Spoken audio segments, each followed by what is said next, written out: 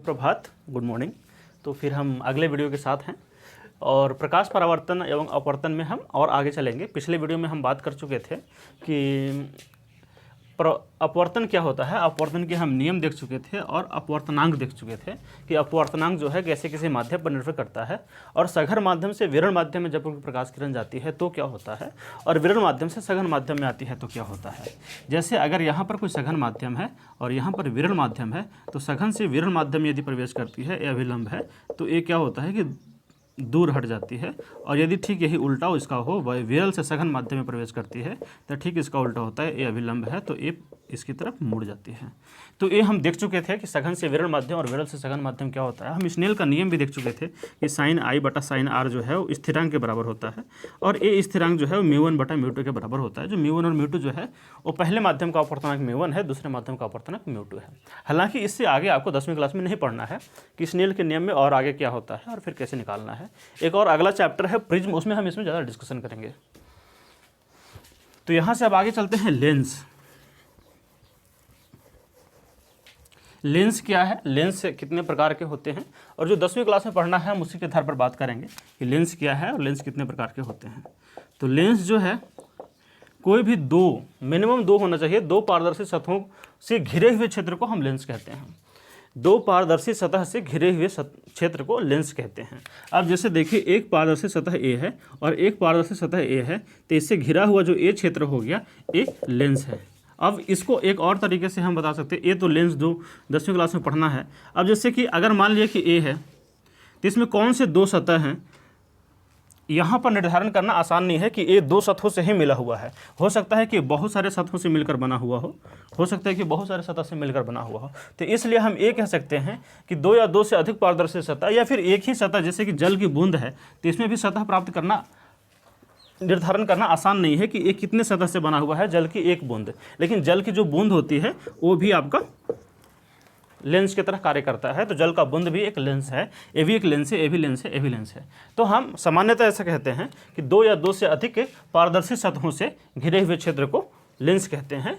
न्यूनतम दो सतह होना चाहिए। जैसे ये दोनों में आपको साफ साफ दिख रहा है कि दो सतह है, तो ये लेंस हो गया। और लेंस के प्रकार जो होते हैं वो निर्भर करते हैं उसके आकार पर कि लेंस का आकार कैसा है, उसी के आधार पर हम लेंस को विभाजित करते हैं कि कौन सा लेंस किस प्रकार का है।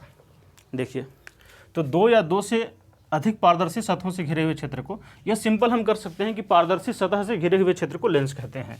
पारदर्शी सतह या सतहों, हम इसको बहुवचन में उपयोग कर रहे हैं। पारदर्शी सतहों से घिरे हुए क्षेत्र को लेंस कहते हैं।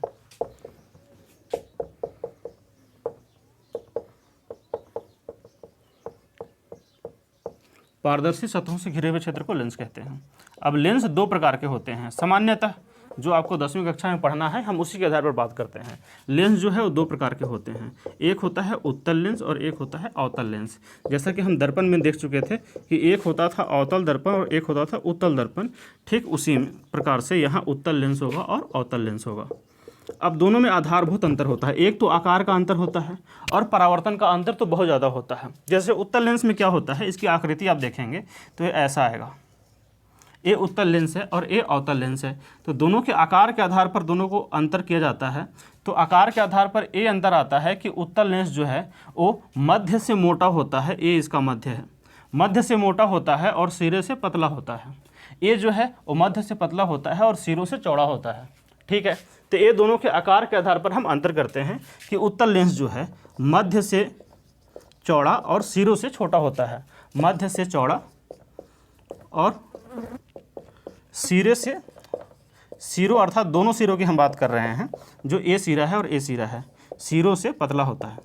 ठीक इसका उल्टा होता है आपका अवतल लेंस में। ए होता है कि मध्य से पतला है, बीच में पतला है, मध्य से पतला और सिरों से चौड़ा है, मध्य से पतला और सिरों से चौड़ा है। तो ये हो गया दोनों में अंतर आकृति के आधार पर। तो है क्या लेंस किसको कहेंगे कि पारदर्शी सतहों से घिरे हुए क्षेत्र को लेंस कहते हैं। पारदर्शी सतहों में एक भी हो सकता है, एक से अधिक, दो या दो से अधिक, कितना भी हो सकता है सतह, तो उससे जो घिरा हुआ क्षेत्र है उसको हम लेंस कहते हैं। जैसे पानी का बूंद भी एक लेंस है। अब लेंस का प्रकार है उत्तल लेंस और अवतल लेंस। अब उत्तल लेंस और अवतल लेंस बहुत सारे निर्भरों पर निर्भर करता है। अभी हम सामान्यतः जो 10वीं कक्षा में ये है, ये हम बात कर रहे हैं कि कोई भी लेंस जो है वो हवा में रखा हुआ है, कोई भी लेंस हवा में रखा हुआ है। लेंस की जब हम बात करते हैं तो सामान्यतः हम यही मान के चलते हैं कि यहाँ पर कांच की बात हो रही है।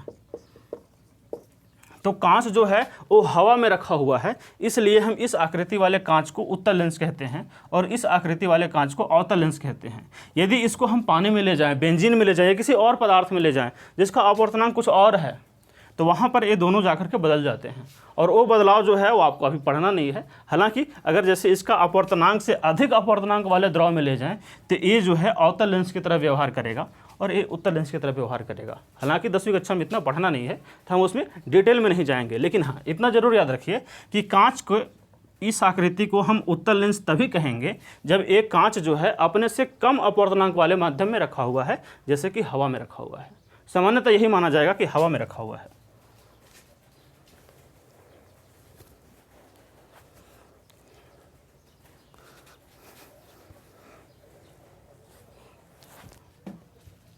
तो ये हो गया लेंस क्या है और लेंस के प्रकार क्या है, और लेंस के प्रकार आपका आकृति के आधार पर या उसके आकार के आधार पर कैसे एक दूसरे से अलग है।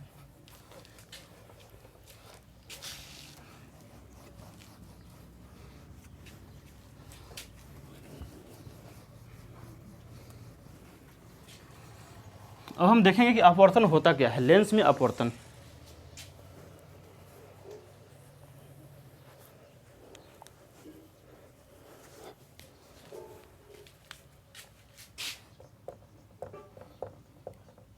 लेंस में अपवर्तन, लेंस में अपवर्तन, तो ये है हमारा अगला टॉपिक। तो लेंस में अपवर्तन में हम देखेंगे कि कोई भी लेंस जब कहेंगे तो सामान्यतः हम कांच लेकर चलेंगे जिसका अपवर्तनांक जो होता है 1/1.5 होता है। जैसे हम देखें उत्तल लेंस की अगर हम बात करें, हम सामान्य तरीके से बात कर रहे हैं, हम इसको फिर से अलग अलग स्थितियों में भी देखेंगे। हम सामान्य तरीके से बात करने का अर्थ है कि हम अनंत पर किरण लेंगे और फिर देखेंगे कि अपवर्तन कैसा हो रहा है। तो जिस तरीके से हम पढ़े थे दर्पण में, ठीक उसी तरीके से जो लेंस का मध्य बिंदु होता है उसको हम O से दिखाते हैं, अर्थात वो प्रकाशिक केंद्र है। O जो है उसको हम बोलते हैं प्रकाशिक केंद्र, प्रकाशिक केंद्र। और ठीक उसी तरीके से जैसे दर्पण में था, इसको हम बोलते हैं मुख्य अक्ष। अब देखिए, अब ये आपका कांच है, ये कांच है, इसका अपवर्तनांक जो है वो 1.5 है। कांच, इसका अपवर्तनांक जब भी हम ब्रैकेट करके लिख दें उसका मतलब समझना है कि अपवर्तनांक लिखा जा रहा है 1.5। कांच का अपवर्तनांक है 1.5 और ए रखा हुआ है हवा में। कुछ भी अगर माध्यम न दिया हुआ है तो आपको ये मान लेना है कि हवा में ही रखा हुआ है जब तक कि कोई और माध्यम न दिया हो। तो अब यहाँ पर कोई भी बिंब रखा हुआ है, बिंब तो समझ ही गए हैं। और जैसे दर्पण में कोई भी दूरी हम ध्रुव से मेजर करते थे, ध्रुव से नापते थे, ठीक उसी तरीके से यहाँ पर हर दूरी जो है प्रकाशिक केंद्र से नापा जाएगा। सेम नियम है, बस वहाँ पर जो ध्रुव था यहाँ पर प्रकाशिक केंद्र हो गया है।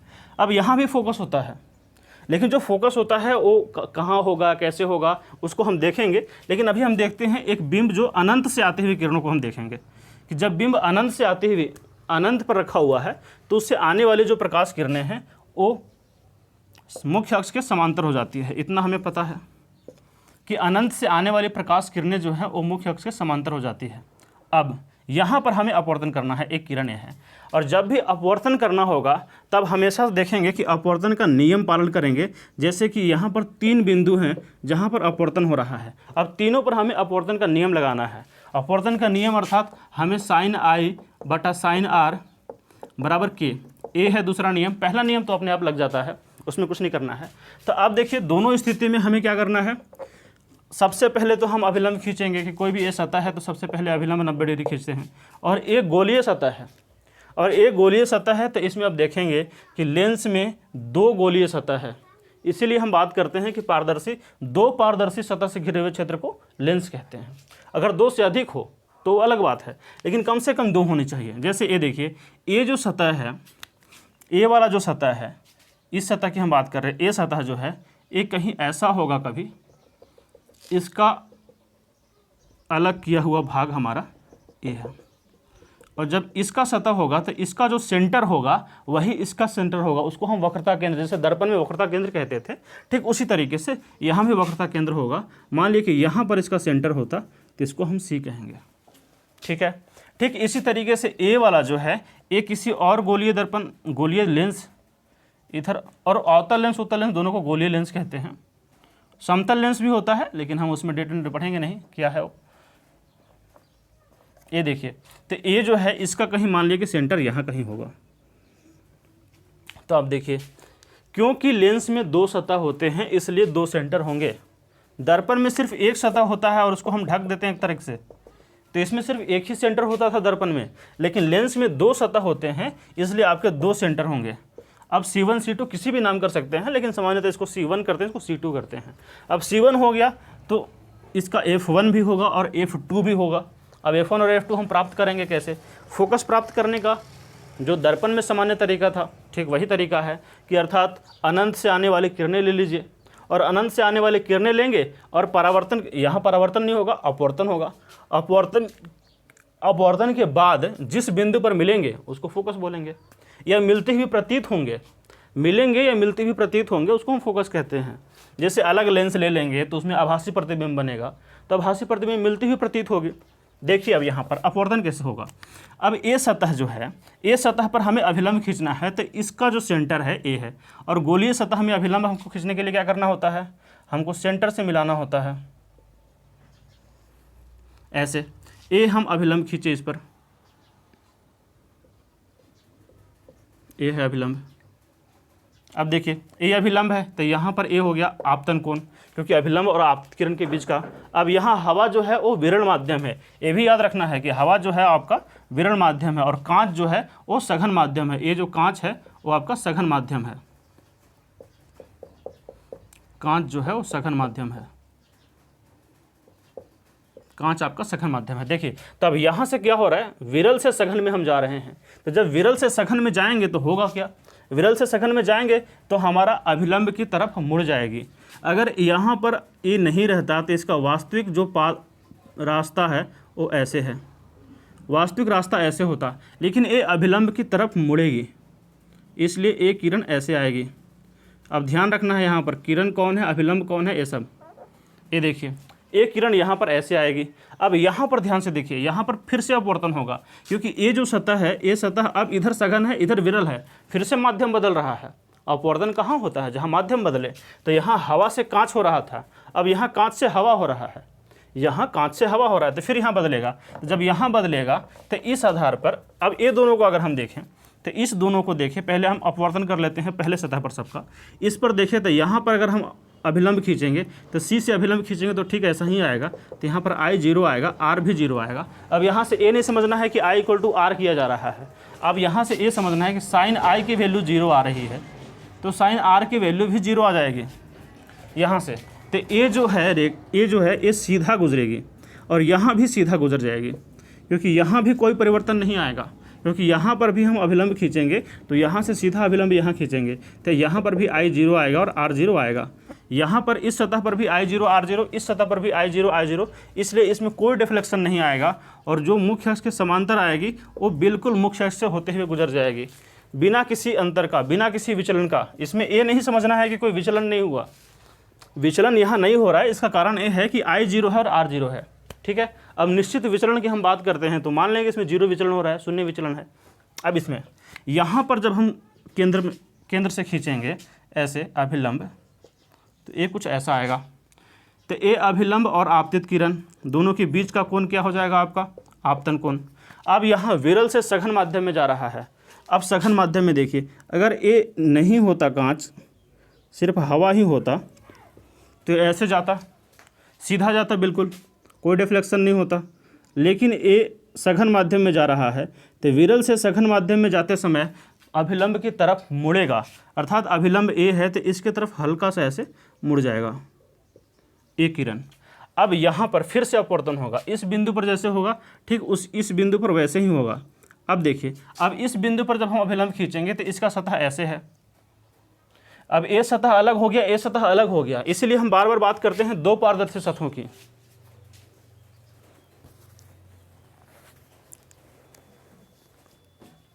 अब देखिए इस सतह में इस पर अभिलंब खींचेंगे तो इसका सेंटर यहाँ है, इसका सेंटर यहाँ है, तो हम यहाँ से अभिलंब खींचेंगे ऐसे। ये जैसा भी खींचे आपको मानना है कि सेंटर से ही जा रहा है। तो यहाँ पर आपतित किरण ए हो गया आई, और यहाँ पर अब क्या होगा कि यहाँ पर ए अगर कांच ही रहता तो ऐसे जाता, लेकिन अब यहाँ पर सघन से विरल माध्यम में जा रहा है, इसलिए ए और ऐसे मुड़ जाएगा और ए इस तरीके से आएगा, ए यहाँ पर ऐसे। अब यहाँ पर देखिए ठीक इस तरीके से यहाँ से ए वाला जो बिंदु है हम यहाँ से अभिलंब खींचेंगे उस पर,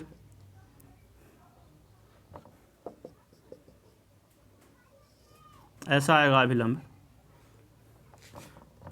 तो यहाँ पर जो अभिलंब आ रहा है, यहाँ पर जो आपतन कोण है ए वाला जो कोण बन रहा है, और ए नहीं रहता तो ए सीधा जाता, लेकिन ए अब सघन से विरल माध्यम में प्रवेश कर रही है, इस बिंदु पर सघन से विरल माध्यम में जा रहा है, तो ये ऐसे जाएगा। ये दोनों इसी बिंदु पर मिलेंगे,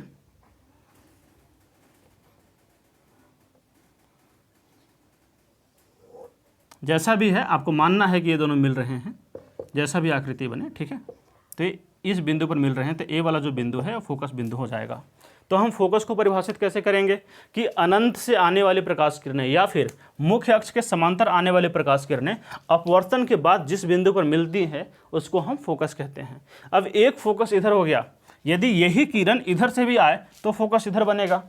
दर्पण में क्या होता था कि दर्पण में इधर से ही प्रकाश आ सकता है, इधर से तो ढका हुआ है, तो इधर से प्रकाश का कोई मतलब नहीं है, इधर से तो परावर्तन ही नहीं होगा। लेकिन लेंस ऐसा नहीं है, लेंस आपका दो सतहों से बना हुआ है, तो इधर से जो किरण आएगा तो इधर फोकस बनेगा, यदि सेम किरण इधर से आए तो एक फोकस इधर भी बनेगा, बिल्कुल सेम चीज़। इसी को अगर पलट दें, ऐसे आ जाए तो उधर से किरण वाला का प्रतिबिंब बन जाएगा, और यहाँ पर एक और बनेगा, तो इसलिए यहाँ पर हम फोकस 1 करते हैं और यहाँ पर फोकस 2 करते हैं। तो ये C1 हो गया, F1 हो गया, F2 हो गया और C2 हो गया। तो फोकस हो गया उत्तल लेंस में।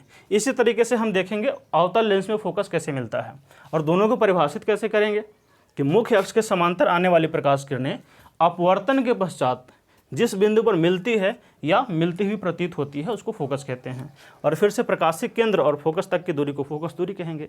तो ये हम अपवर्तन देखें आपका उत्तल लेंस में। अब ठीक यही अपवर्तन हम देखेंगे अवतल लेंस में।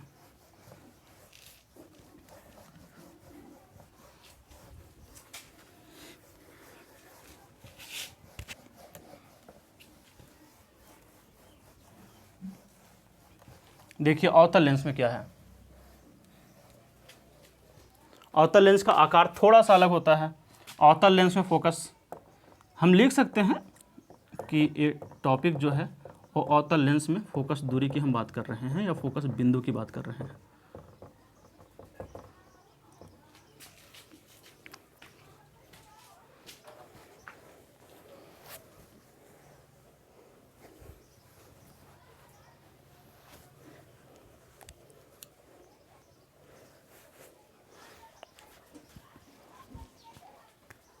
ये है आपका अवतल लेंस इस आकार का। बस आपको 2 नियम प्राप्त है, दोनों नियम लगाना है। दूसरा में एक नियम तो अपने आप लग जाता है। इसमें भी ठीक मध्य से गुजरती हुई एक रेखा होगी, और मध्य से जो गुजरती हुई रेखा होगी उसको हम बोलेंगे मुख्य अक्ष। मुख्य अक्ष और जो लेंस का मध्य बिंदु होगा उसको हम बोलेंगे प्रकाशिक केंद्र। बार बार इसका नाम आप लिखेंगे नहीं, आपको इतना याद रहना चाहिए। ये प्रकाशिक केंद्र हो गया। तो अब देखिए, अब मुख्य अक्ष है और इसके समांतर हम किरण ले लेते हैं, और मुख्य अक्ष के समांतर आने वाली किरणें कहाँ से आती है? अनंत से आती हैं। अब यहाँ पर देखिए, ये जो सतह है, इसका जो सतह है, जो पहला सतह अपवर्तन में आ रहा है, 3 बिंदु पर अपवर्तन होगा, यहाँ पर, यहाँ और यहाँ। ये है अपवर्तन बिंदु। तो इसका जो सतह है वो कहीं इधर होगा सेंटर, क्योंकि ये सतह ऐसे बन रहा है। ये सतह जब ऐसे बन रहा है तो इसका सेंटर इधर कहीं होगा। मान लेते हैं कि इसका सेंटर यहाँ है, तो इसका सेंटर यहाँ है, तो जब सेंटर से अभिलंब हम खींचेंगे तो ये अभिलंब ऐसा कुछ आएगा इस तरीके से, और यहाँ पर जब हम खींचेंगे तो ये अभिलंब ऐसा कुछ आएगा इस तरीके से, और यहाँ पर जब हम अभिलंब खींचेंगे जो आपकी मुख्य अक्ष वाली बिंदु है तो इस पर अभिलंब सीधा आएगा, ऐसे ऐसे अभिलंब आएगा इसका। तो अब देखिए यहाँ पर I 0 हो गया है तो R भी 0 होगा। IR 0 होता है, लेकिन यहाँ परावर्तन का नियम नहीं लग रहा है, ऐसा नहीं सोचना है। अब यहाँ पर ये सीधा बिना किसी डिफ्लेक्शन का ये सीधा ऐसे पार हो जाएगा। यहाँ पर भी I 0 R 0, क्योंकि कोई विचलन नहीं हो रहा है, ऐसे पार हो जाएगा। लेकिन ये दोनों किरण को आप ध्यान से देखिए, ये है आपतित किरण और अभिलंब, इसके बीच का कोण क्या हो जाएगा आपका? आपतन कोण। तो अब यहाँ पर जब कुछ न दिया हुआ हो तो आपको यही दो मान के चलना है कि ए कांच है और ए हवा है। हवा का अपवर्तनांक कितना मान के चलते हैं? 1। और हवा कैसा माध्यम है? विरल। और कांच कैसा माध्यम है? सघन। अब देखिए यहाँ पर विरल से सघन, तो विरल से सघन जब जाएंगे तो अभिलंब की तरफ मुड़ जाएंगे। अब ए रास्ता ऐसे जाता, जो किरण ऐसे जाती वो अभिलंब की तरफ मुड़ जाएगी। अब ऊपर क्यों मोड़ रहे हैं? क्योंकि अभिलंब ऊपर ही है, ठीक है। पिछले वाले में अभिलंब ऐसे होता था तो इधर मोड़ते थे, लेकिन यहाँ पर अभिलंब ऐसे है तो इसलिए इधर मोड़ना होगा। अब ये सीधा पार नहीं करेगी क्योंकि यहाँ पर फिर से अपवर्तन होगा। अब इसमें देखिए ए है आपका आपतन कोण और अभिलंब ए है, और अभिलंब ए है तो ए सघन से विरल में जा रहा है, विरल से सघन में जा रहा है। तो ए अगर माध्यम बदलता नहीं तो ए सीधा ऐसे जाता, लेकिन यहाँ पर माध्यम बदल रहा है तो ए अभिलंब की तरफ मुड़ जाएगी, हल्का सा मुड़ जाएगी ऐसे यहाँ तक। ये हो गया यहाँ, और यहाँ फिर अपवर्तन होगा। अब यहाँ फिर अपवर्तन होगा तो ये जो सतह है इसका, ये सतह इस गोलीय भाग का है, इसका गोलीय भाग के ऐसे होगा, इसका गोलीय भाग ऐसे होगा, तो इसका सेंटर मान लेते हैं कि यहाँ पर कहीं है। अब यहाँ पर इस बिंदु को हम सेंटर से मिलाएंगे, इस बिंदु को हम सेंटर से मिलाएंगे तो इसका अभिलंब कुछ ऐसे आएगा, इसका अभिलंब ऐसे आएगा, तो ये हो गया आपका आपतन कोण। और फिर यहाँ से सघन से विरल जा रहा है अब, क्योंकि कांच जो है वो सघन माध्यम है। फिर से यहाँ हवा है, कांच हवा जो है वो विरल माध्यम है कांच की अपेक्षा, तो कांच से हवा में जाएगा तो अभिलंब से दूर चला जाएगा। अब देखिए अभिलंब अगर यहाँ पर माध्यम बदलता नहीं तो ऐसे जाता, ये इसका वास्तविक रास्ता था। अब इससे दूर चला जाएगा, अब इससे दूर जाएगा तो ऐसे जाएगा, ठीक है यहाँ तक। अब इसमें भी सेम चीज़ है कि यहाँ से अगर हम अभिलंब खींचते हैं तो ये अभिलंब कुछ ऐसा आता है, ये अभिलंब ऐसा आएगा, तो ये आ गया आपतन कोण। और ये अगर अभिलंब यहाँ पर अगर माध्यम नहीं बदलता तो ऐसे जाता, लेकिन माध्यम बदल रहा है, तो माध्यम बदलने के चलते सघन से विरल माध्यम में जा रहा है, तो ये अभिलंब से दूर हट जाएगा, ये किरण ऐसे चली जाएगी। ये जो है गोलीय भाग का दिखाया हुआ था ऐसे, तो एक किरण ऐसे चली जाएगी। अब आप इसमें ध्यान से देखिए, एक किरण ऐसे जा रही ऊपर, एक सीधा और एक ऐसे नीचे, तो क्या ये तीनों किरण कभी मिलेंगे? कभी नहीं मिल सकते, साफ दिख रहा है। तो इसका अर्थ क्या है कि एक किरण मिलेंगे नहीं, अर्थात प्रतिबिंब कैसा बनेगा? आभासी बनेगा, क्योंकि मिल नहीं रहा है। और आभासी बनेगा इसका अर्थ क्या है कि इस किरण को हम दर्पण के पीछे, जैसे दर्पण होता तो दर्पण के पीछे बढ़ाते थे, लेकिन यहाँ लेंस है तो लेंस के आगे और पीछे कुछ नहीं होता, क्योंकि इधर भी हम दूरी को बांटते हैं, इधर भी दो पारदर्शी सतह हैं, तो दोनों के लिए सेंटर होगा अलग, दोनों के लिए फोकस होगा अलग। तो हम यहाँ पर ये जो किरण है अपवर्तन के पश्चात वाला जो किरण है, उसी किरण को हम टूटी हुई रेखा से बढ़ाते हैं पीछे की तरफ, इसको ऐसे बढ़ाएंगे बिल्कुल सीधी रेखा में ऐसे, और इसको भी बिल्कुल सीधी रेखा में ऐसे बढ़ाएंगे। तो ये दोनों आपको लगेगा कि इस वाले बिंदु से मिल रहे हैं, इस वाले बिंदु पे दोनों मिल रहे हैं, और आपको लगेगा कि ये तीनों किरण जो है इसको बढ़ाएंगे तो ऐसे ही आएगा। ये तीनों किरण जो है इस वाले बिंदु से जा रहे हैं इस तरफ, तो ये हो गया अवतल दर्पण। और अवतल लेंस में फोकस कैसे निकालते हैं? तो फोकस का परिभाषा जो पहले हम लिखा चुके हैं ठीक वही है कि किसी भी दर्पण या लेंस, दोनों अब कर सकते हैं, किसी भी दर्पण या लेंस में मुख्य अक्ष के समांतर आने वाली प्रकाश किरणें अपवर्तन या परावर्तन के बाद जिस बिंदु पर मिलती है या मिलते हुए प्रतीत होती है उसको हम फोकस बिंदु कहते हैं। और ध्रुव या प्रकाशीय केंद्र से फोकस तक की दूरी को, फोकस बिंदु तक की दूरी को हम फोकस दूरी कहते हैं। ठीक है, यहाँ तक हम उत्तल लेंस देख लिए, अवतल लेंस देख लिए, दोनों में हम देख लिए कि दोनों में अपवर्तन कैसे होता है। अब ए वाला जो भाग है यहाँ पर हम लेंस को इतना चपटा समझते हैं कि ए वाला भाग को हम बार बार बनाते समय इसको हम ऐसे तिरछा नहीं दिखाते हैं, इसको बस ऐसे सीधा लाते हैं यहाँ तक और फिर ऐसे दिखा देते हैं। ये जो वाला जो भाग जो हम तिरछा दिखाए हैं, इसको जब हम आगे बात करेंगे तो बार बार इसको तिरछा नहीं दिखाएं। इतना मोटा यहाँ पर दिख रहा है, वास्तव में बहुत छोटे होते हैं, और यहाँ हम इसलिए दिखा रहे हैं क्योंकि आपको समझना आवश्यक है, क्योंकि ये अवतल लेंस है। अवतल लेंस में एक किरणें दूर कैसे चली जाती हैं और उत्तल लेंस में किरणें नज़दीक कैसे चली जाती हैं। तो इसके आधार पर आपको इसके अंदर एक बार अपवर्तन यहाँ होगा, एक बार अपवर्तन यहाँ होगा। इसलिए आप जब दर्पण देखेंगे तो एक ही बार परावर्तन होता था, लेकिन यहाँ हर बार दो दो बार अपवर्तन होगा किसी भी लेंस में। तो ये हो गया आपका दोनों लेंस में फोकस बिंदु।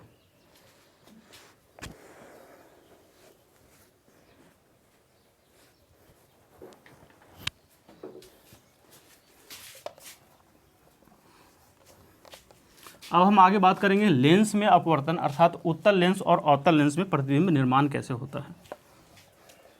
जैसे हम दर्पण में देखे थे ठीक वैसे ही, और इसमें ही प्रतिबिंब की प्रकृति की हम बात करेंगे। चिन्ह परिपाटी बिल्कुल सेम है, चिन्ह परिपाटी इसके लिए कुछ भी अलग नहीं है। हम देखेंगे उत्तल लेंस में प्रतिबिंब निर्माण, उत्तल लेंस में प्रतिबिंब निर्माण, उत्तल लेंस में प्रतिबिंब निर्माण, प्रतिबिंब निर्माण। जैसे हम दर्पण देखे थे तो वहाँ पर अवतल दर्पण था, लेकिन यहाँ पर लेंस बदल जाता है। बताएंगे दोनों में समानता क्या है। तो उत्तल दर्पण में प्रतिबिंब निर्माण, तो इसमें भी 6 स्थिति होती है। अब हम उत्तल लेंस में प्रतिबिंब निर्माण, जैसे कि हम स्थिति की बात करें तो 6 स्थिति कैसे आएगी। ए हमारा उत्तल लेंस है, ए इसका मुख्य अक्ष है। जैसे कि दर्पण में 6 स्थिति था, ठीक वही 6 स्थिति आपका लेंस में है। जैसे अवतल दर्पण में 6 स्थिति की हम बात किए थे, ठीक वही जो वहाँ ध्रुव था, यहाँ प्रकाशिक केंद्र है, फोकस सेम है, सेंटर सेम है।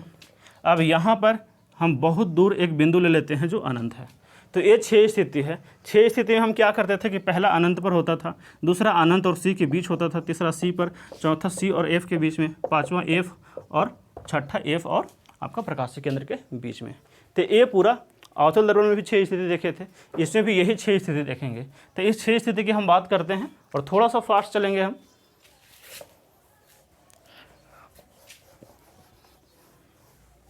पहली स्थिति की तो हम बात कर ही चुके हैं और प्रतिबिंब की प्रकृति भी हम साथ में बात करते चलेंगे। स्थिति 1 देखिए, जब बिंब आपका अनंत पर हो, जब बिंब अनंत पर हो,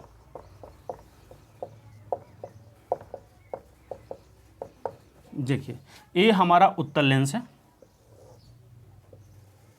ये हमारा उत्तल लेंस है, ये आपका मुख्य अक्ष है।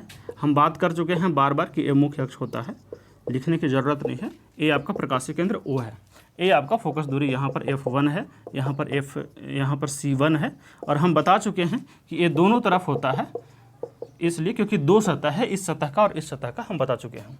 अब यहाँ पर हम मान लेते हैं कि कहीं एक दूर का बिंदु है अनंत और वहाँ एक बहुत बड़ा बिंब रखा हुआ है और इससे प्रकाश किरणें मुख्य अक्ष के समांतर आ रही हैं, इस तरीके से,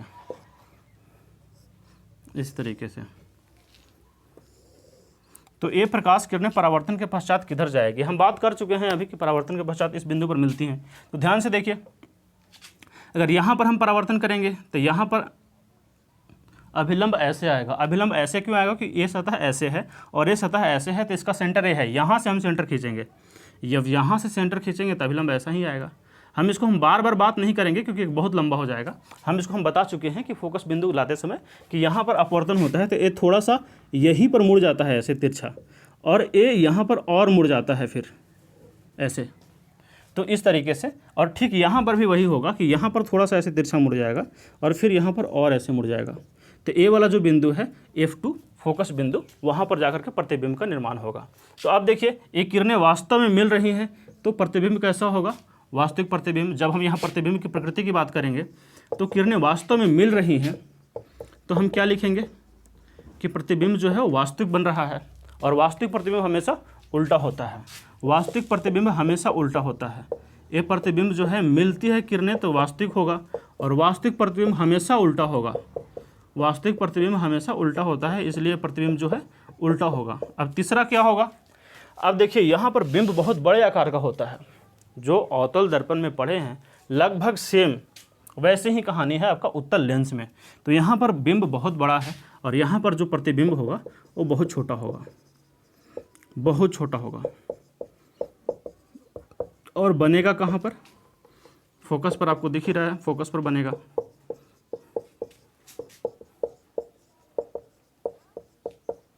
ये हो गया आपकी पहली स्थिति। तो पहली स्थिति की हम बात कर चुके हैं। अब हम देखेंगे दूसरी स्थिति।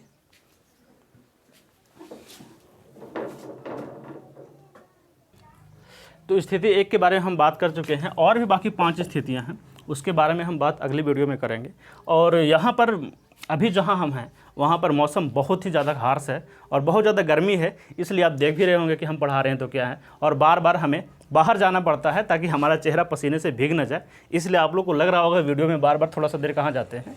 तो ऐसी स्थिति है, तो ऐसी स्थिति हम पढ़ा रहे हैं, तो आपका सपोर्ट अपेक्षित है कि आपका सहयोग चाहिए हमें।